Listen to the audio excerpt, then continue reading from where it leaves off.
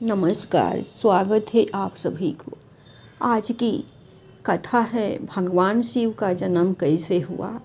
विष्णु पुराण की कथाएं कहती है कि भगवान शिव का जन्म भगवान विष्णु के माथे से उत्पन्न हुए तेज से हुआ।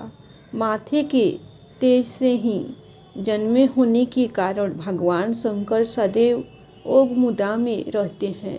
इतना ही नहीं, विष्णु पुराण में वर्णित भगवान शिव के जन्म की कहानी उनके बालपन का एकमात्र वर्णन है, क्योंकि और कहीं भी उनके जन्म से जुड़े साक्ष्य नहीं पाए जाते हैं। विष्णु पुराण में वर्णित भगवान शिव के जन्म की कहानी कुछ इस प्रकार है कि ब्रह्मा को एक बच्चे की जरूरत थी।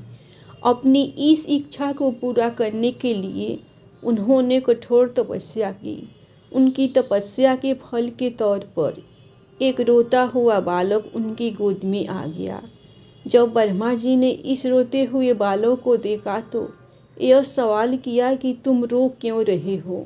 इस पर वह बालक बोला कि उसका नाम ब्रह्मा नहीं है, इसीलिए वो रो रहा है।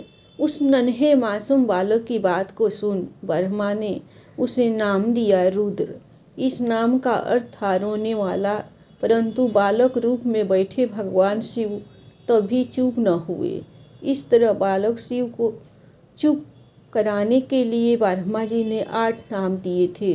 वे 8 नाम रुद्र, भाव, उग्र, भीम, सर्व, पशुपति, महादेव, इंसान। यही वजह है कि भगवान शिव इन सभी नामों से भी जाने जाते हैं। शिव जी के जन्म के पीछे की इस पूरी कहानी की बात करें तो था कुछ इस प्रकार। जब संपूर्ण ब्रह्मांड, धरती, आकाश और पाताल जलमग्न था, उस समय ब्रह्मा, विष्णु और महेश के अलावा कोई भी अस्तित्व में नहीं था। उस दौरान केवल भगवान विष्णु ही थे, जो जल में शेष नाग पर विश्राम करते हुए नजर आ रहे थे।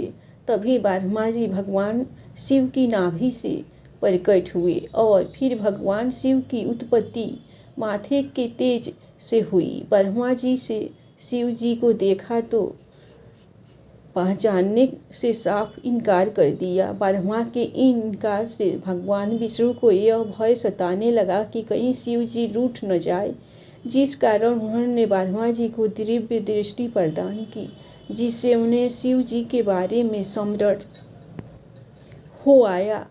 सब कुछ स्मरण होते ही ब्रह्मा जी को अपनी गलती का आभास हुआ और उन्होंने शिव जी से माफी मांगी। साथ ही ब्रह्मा जी ने शिव जी से अपने पुत्र के रूप में जन्म लेने का आशीर्वाद भी मांगा। भगवान शिव ने ब्रह्मा जी को माफ करते हुए उन्हें आशीर्वाद प्रदान किया। इसके बाद भगवान विष्णु के मैल से उत्पन्न हुए मधु कैटभ के वध के बाद जब ब्रह्मा जी ने संसार की रचना करना प्रारंभ किया, तब उन्हें एक बच्चे की जरूरत पड़ी। इसी समय उन्हें भगवान शिव से मिला आशीर्वाद याद आया। आशीर्वाद को पाने के लिए उन्होंने तपस्या की और फिर एक बालक उनकी गोद में प्रकट हो गया। विष्णु पुराण की माने तो शिव जी के पिता ब्रह्मा जी थे। उन्होंने शिव जी से अपने पुत्र के रूप में जन्म लेने का आशीर्वाद मांगा था। फिर समय आने पर सृष्टि के निर्माण के समय शिव जी ने ब्रह्मा जी के पुत्र के रूप में जन्म लिया। भगवान शिव स्वयं इस संसार के गुरु माने जाते हैं, जिन्होंने इस संसार में गुरु शिष्य की परंपरा का शुभारंभ किया था। हिंदू धार्मिक ग्रंथ कहते हैं कि ब्रह्मा जी और शिव जी इस संसार के सबसे पहले गुरु हैं।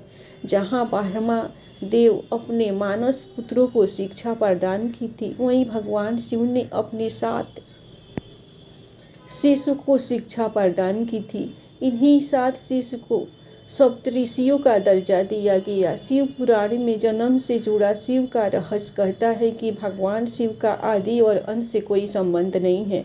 वे काल और मृत्यु के चक्र के बिल्कुल परे हैं। शिव पुराण के अनुसार भगवान शिव स्वयं शंभु है, जिनका जन्म स्वयं हुआ है। जिस प्रकार शिव शंभु स्वयं शंभु, उसी प्रकार नर्मदा नदी से निर्मित होने वाले शिवलिंग को भी स्वयंभू माना जाता है। इसके पीछे की वजह यह है कि उन शिवलिंग को कहीं से निर्मित नहीं किया गया है, वे खुद ही नर्मदा नदी से निर्मित होकर निकले हैं। नर्मदेश्वर शिवलिंग स्वयंभू होने के कारण अपने साथ कई विशेषताओं को लिए हुए है। जिस घर में भी इस स्वयंभू शिवलिंग को पूजा जाता है वहाँ भगवान शिव का आशीर्वाद सदैव बना रहता है, सभी बिगड़े काम बनने लगते हैं।